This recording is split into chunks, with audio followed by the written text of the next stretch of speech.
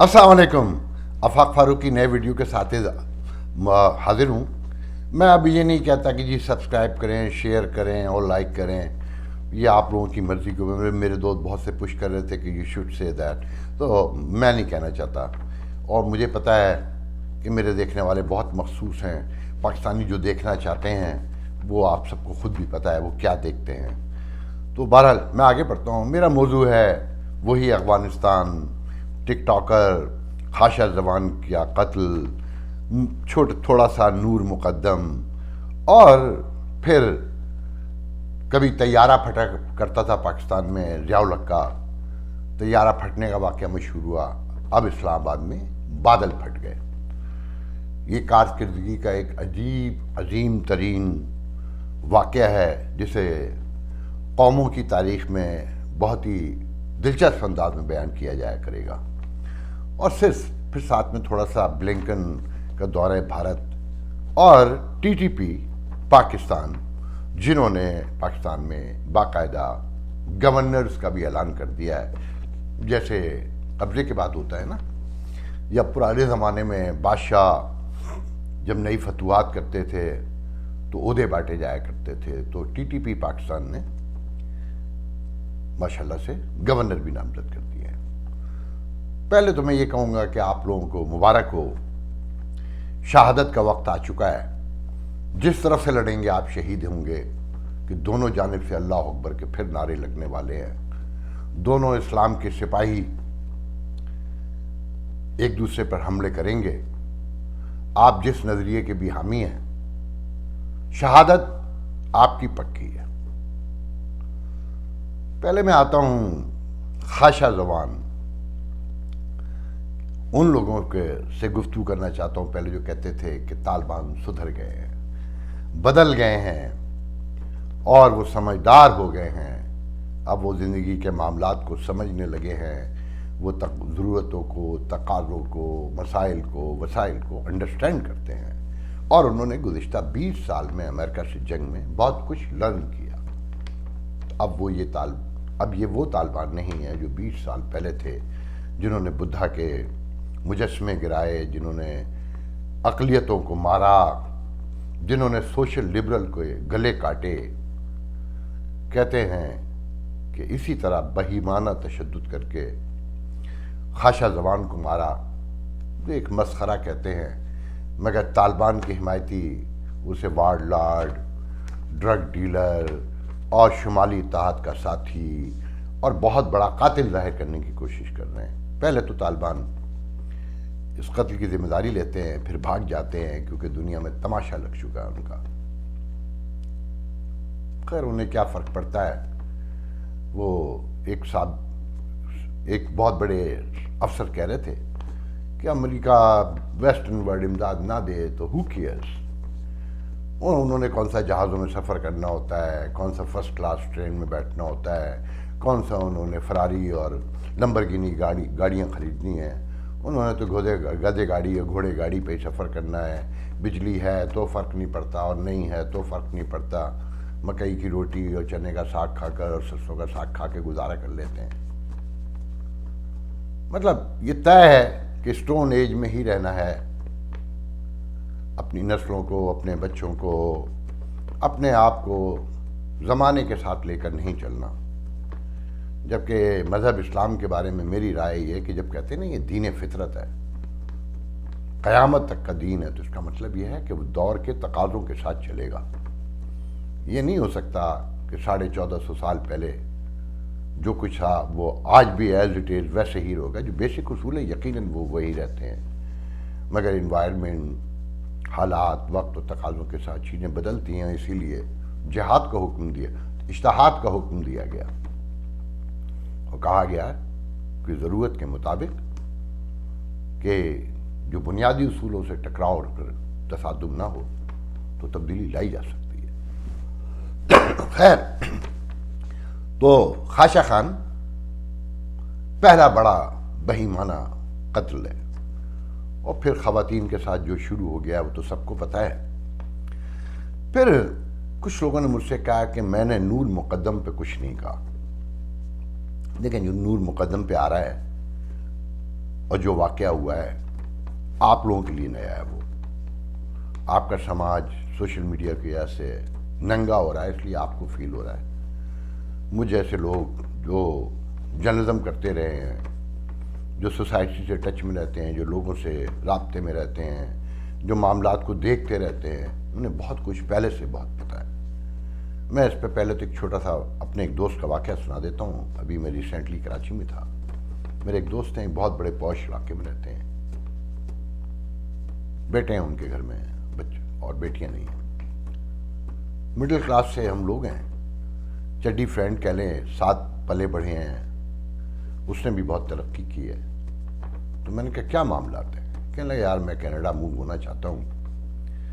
میں جس علاقے میں رہتا ہوں یہ بڑا پوش علاقہ ہے، تم جانتے ہو کہ ہر طرف انگریزی انگریزی ہے.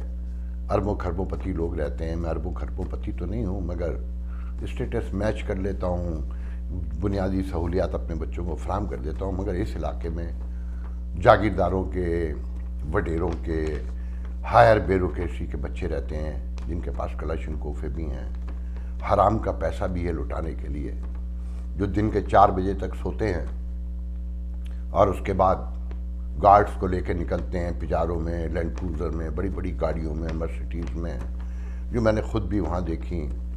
اور بہت جو امریکہ میں گاڑیاں بہت کامن نہیں ہیں، وہ بھی میں نے وہاں دیکھی. تو وہ کہتا ہے لڑکیاں اٹھاتے ہیں، لڑکیاں بل تو خود بھی مل جاتی ہیں، نہیں تو اٹھا بھی لیتے ہیں. اور لوئر مڈل کلاس کے جو علاقے ہیں کراچی کے، وہاں سے لڑکیاں بہت آتی ہیں. انہیں ہائر کیا جاتا ہے، خریدا جاتا ہے، بیچا جاتا ہے رات بھر کے لیے. تو میرے بیٹے بڑے ہو رہے ہیں.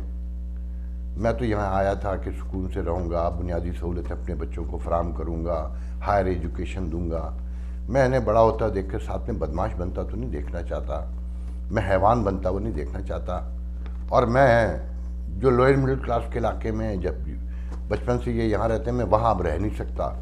تو بہتر یہ ہے کہ میں کینیڈا موو ہو جاؤں، کیونکہ میرے اتنے ایسے ریسورسز نہیں ہیں. نہ میں کوئی بڑا بیوروکریٹ ہوں، نہ لینڈ لارڈ ہوں، نہ جاگیردار ہوں، نہ وڈیرا ہوں، نہ سیاستدان ہوں، نہ فوجی ہوں.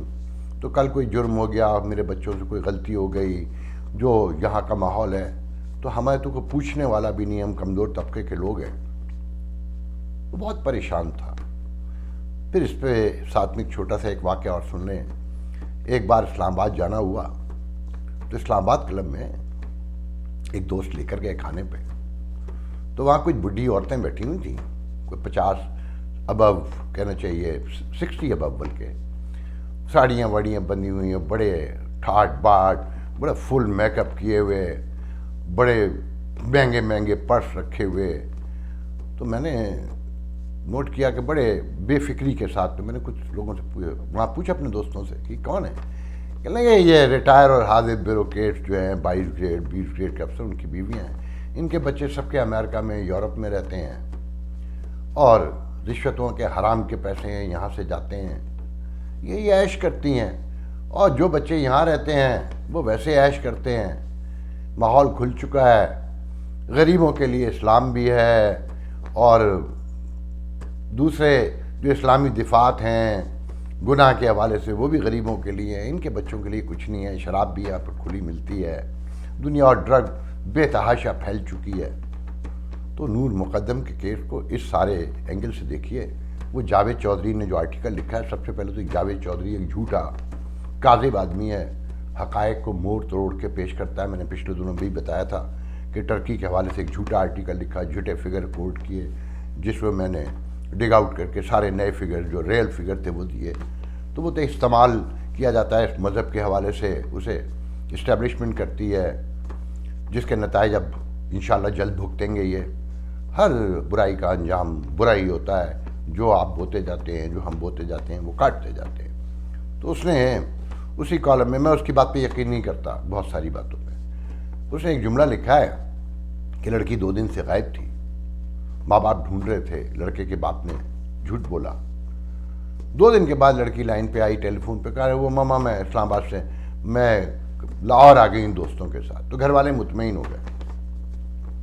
آپ تصور کیجئے ہماری مڈل کلاس فیملیوں میں امریکہ میں رہتا ہوں، میری بیٹی بورن ریز امریکہ میں، UK، سب کچھ اکیلے رہتے ہیں، جابس کرتے ہیں نا، مگر گھر میں رہتے ہوئے یہ پاسبل نہیں ہے کہ وہ بغیر بتائے گھر سے چلی جائیں، یا 2 دن خدا نہ خواستہ اللہ تعالیٰ رحم کرے میرے منہ میں خاک، بڑی بات کرتے ہوئے ڈر لگتا ہے کہ 2 دن کے بعد ملیں اور کہیں کہ جی وہ میں تو دوستوں کے ساتھ یہاں آ گئی ہوں.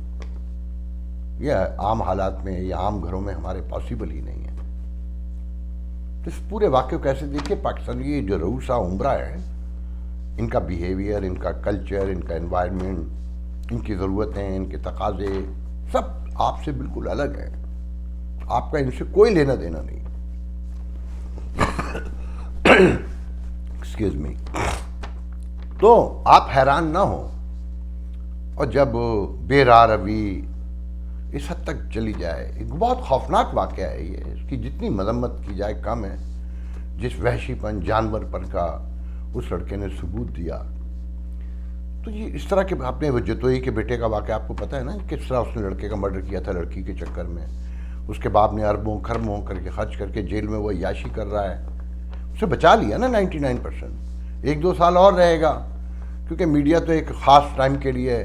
لیکن سب سے بڑا ایشو آپ کا میڈیا ہے. اشرافیہ کی خبروں کے علاوہ آپ نے کہیں کوئی دیکھا ہے ابھی تک؟ میں نے آپ کو پچھلے بتایا تھا نا کہ ایک بہت بڑے چینل کے مالک سے میری ملاقات ہوئی، کہنے کہ پولیٹیکل شو کرو. میں نے کہا نہیں، میں سوشل آسپیکٹ میں کرنا چاہتا ہوں. انہوں نے کہا کہ نہیں، اس کے لیے تو آئی ڈی نہیں ملتا.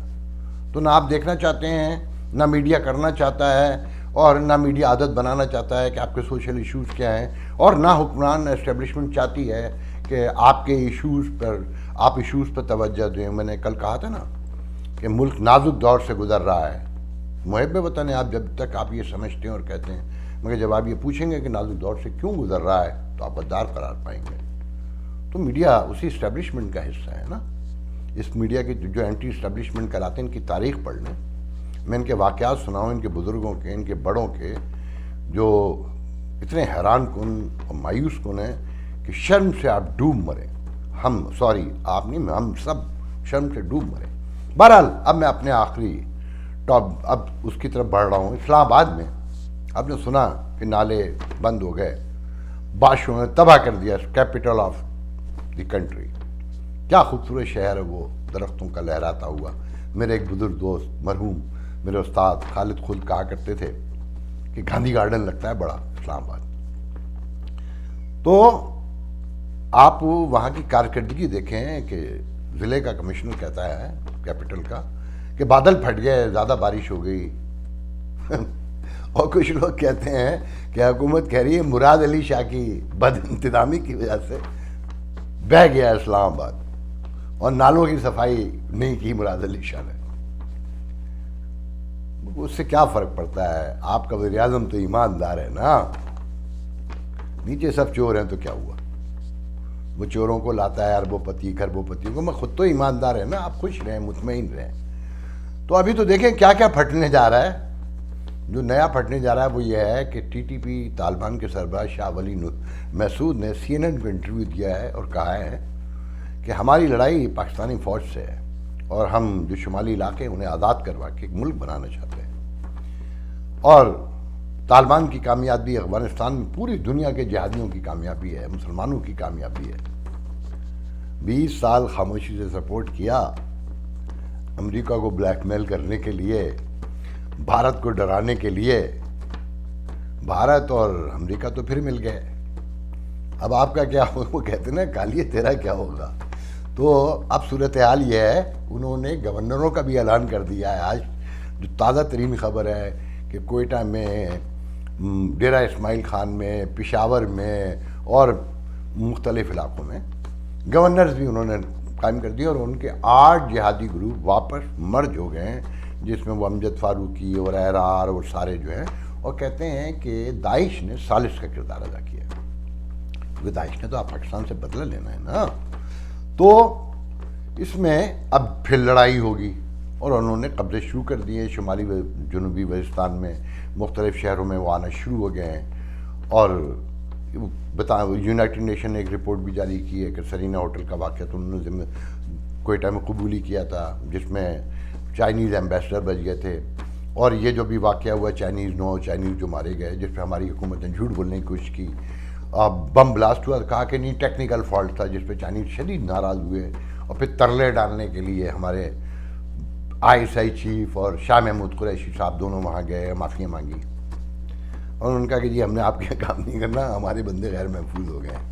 اور آج بھی یہ خبر ہے کہ کراچی میں بھی ایک چائنیز پر حملہ ہوا ہے، کوئی فائرنگ میں زخمی ہوا ہے۔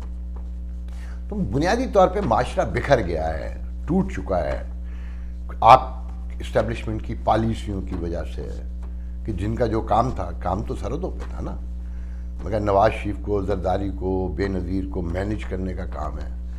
سندھ میں بتایا جاتا ہے کہ جناب خوفناک تباہی ہو رہی ہے، اور پنجاب میں اور KPK میں جو ہو رہا ہے اس کے بارے میں کوئی کچھ نہیں بتانے کو تیار نہیں ہے۔ بلوچستان میں کیا ہو رہا ہے کوئی بتانے کو تیار نہیں ہے، کیونکہ سندھ میں اپوزیشن حکومت ہے، اپوزٹ حکومت ہے اپوزیشن کی۔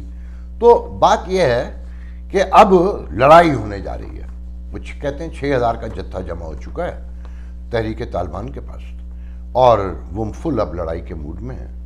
لال مسجد، جس کا ایک مولوی اس ریاست سے نہیں سنبھل سکا، وہ آج بھی دھمکیاں دیتا ہے، ویڈیو جاری کرتا ہے، اور کارڈن آف کیا ہوا اسے، میں اسے پکڑ نہیں سکتے، کہتے ہیں جی وہ سپریم کورٹ اسے بیل آؤٹ کر دیتی ہے۔ سپریم کورٹ نے تو بلدیاتی ادارے بھی بحال کر دیے تھے، وہ تو نہیں بحال کیا آپ نے۔ وہ مولوی چاہیے آپ کو، کیونکہ آپ کی اپنی فوج میں اب وہ لوگ موجود ہیں جو طالبان کی حمایت کرتے ہیں۔ آنے والے دن اللہ تعالیٰ سے ڈر لگتا ہے، خوف آتا ہے کہ کیا ہوگا، اور سب سے زیادہ خوف مجھے آتا ہے کہ یہ سارے حرامزادے ایک دوسرے کے والد کراچی میں آ کے چھپیں گے، بڑے شہروں میں۔ کراچی جو most liberal, popular, secular, modern شہر، وہاں کے مڈل کلاسیوں کو ماریں گے، کیونکہ ان کے گھر وہاں پر ہیں، اور یہ اسٹیبلشمنٹ نے وہاں جمع کیے تھے۔ یہ کوئٹہ میں جمع ہوں گے، یہ پشاور میں جمع ہوں گے، اور وہاں عام آدمی کو ماریں گے، پھر ہمارے ہی بچے مارے جائیں گے، کیونکہ جنہوں نے ان کو موقع دیے اور امریکہ کو، بھارت کو، دنیا کو ڈرانے کے لیے ان کو پالا پوسا، ان کے بچے تو باہر رہتے ہیں، وہ تو رہتے ہی نہیں ہیں وہاں۔